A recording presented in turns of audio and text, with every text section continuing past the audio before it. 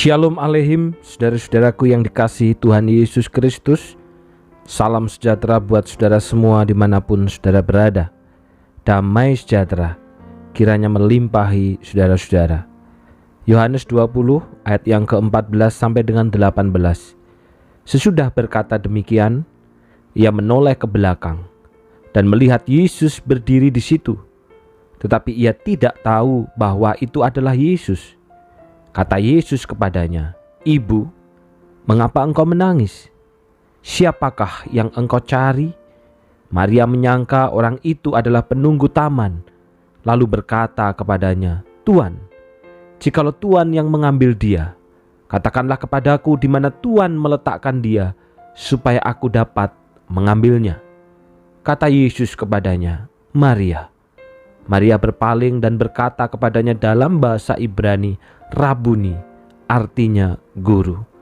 Kata Yesus kepadanya, "Janganlah engkau memegang aku, sebab aku belum pergi kepada Bapa. Tetapi pergilah kepada saudara-saudaraku dan katakanlah kepada mereka bahwa sekarang aku akan pergi kepada Bapakku dan Bapamu, kepada Allahku dan Allahmu." Maria Magdalena pergi dan berkata kepada murid-murid, "Aku telah melihat Tuhan," dan juga bahwa dia yang mengatakan hal-hal itu kepadanya. Saudara, mengapa Yesus melarang Maria memegangnya? Yesus berkata, "Janganlah engkau memegang aku." Apakah karena Maria seorang perempuan? Siapakah Maria di sini? Maria yang disebutkan di sini ternyata adalah Maria Magdalena, seorang perempuan yang pernah ditolong Yesus ketika Yesus mengusir 7 roh jahat dari dirinya. Nama Magdalena kemungkinan besar menyatakan kalau Maria berasal dari Magdala, kota di sebelah barat daya laut Galilea.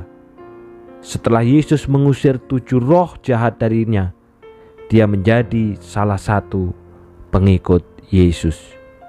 Saudara, dalam pemahaman Maria yang sederhana, juga jauh dari kebenaran rohani, mayat Yesus telah hilang dicuri. Hal ini yang menyebabkan Maria tidak langsung mengenali Yesus. Karena Yesus pasca kebangkitan tidak lagi sama dengan Yesus sebelum kematiannya. Kini Yesus adalah sang pemenang atas kuasa dan maut. Namun kasih dan perhatiannya terhadap para muridnya, juga Maria, tidak berubah. Cinta Yesus itu diungkapkan dengan memanggil nama Maria. Maria segera mengenali panggilan itu berasal dari Tuhannya. Karena itu ia segera menjawab, "Guru." Tetapi pertanyaannya, saudara, mengapa kemudian Yesus melarang Maria memegangnya? Dalam ayat yang ke-17 dikatakan, "Janganlah memegang aku terus." Nah, ini yang menjadi alasan.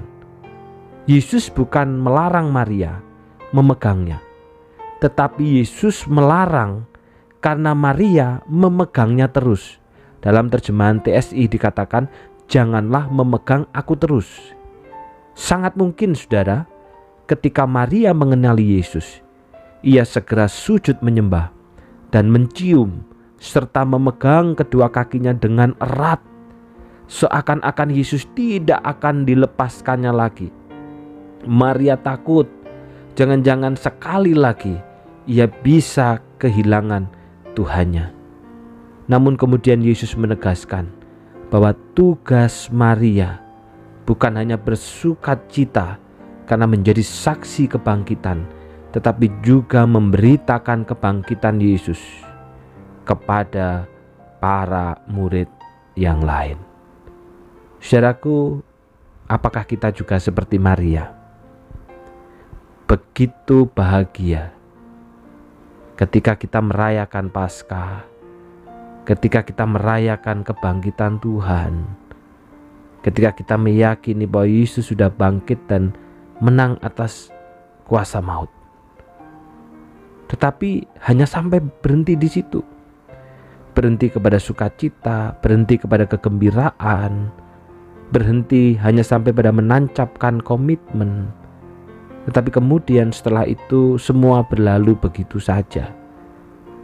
Tidak salah kita bergembira, tidak salah kita bersukacita karena kebangkitan Tuhan.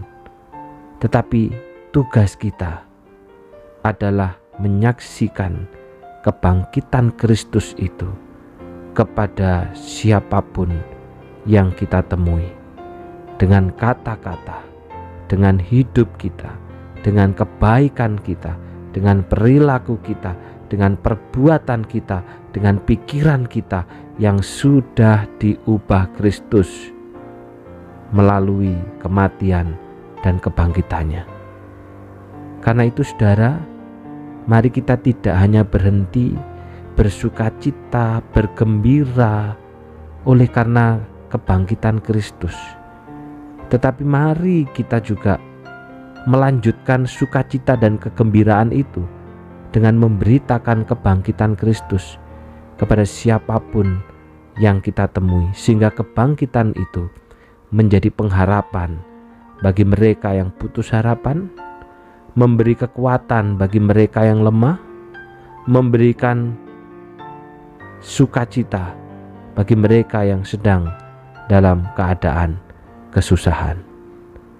Biarlah pikiran kita, hati kita, dan segala tindakan kita memberitakan akan kebangkitan Kristus.